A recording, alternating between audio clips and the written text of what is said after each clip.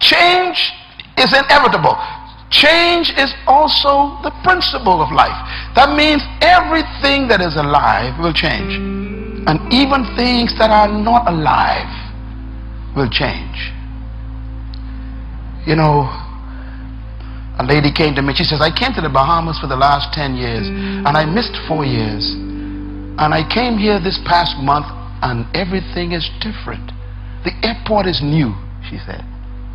What happened to the old airport, she says. In other words, even the things not alive are changing. The way the river runs down the mountain is wearing away the mountain.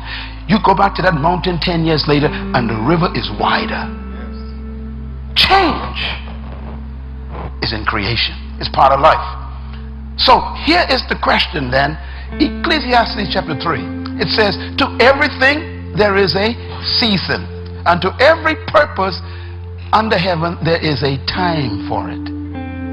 To everything there's a season. How many things have a season? Everything. This is one of the best news I ever got in my life. When I understood this, I was a teenager and it changed my life. When I understood that everything is a season, let me tell you why. If you're having a bad time right now, it cannot last. If you cannot find a job right now, that is only a season. If your business is going in the wrong direction, it's a seasonal slide.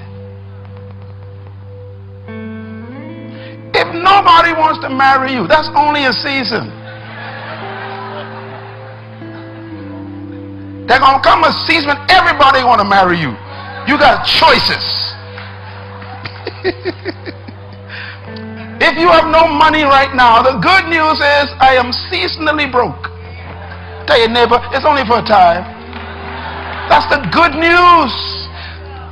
And that's why we are always reminded, never make a permanent decision in a temporary problem.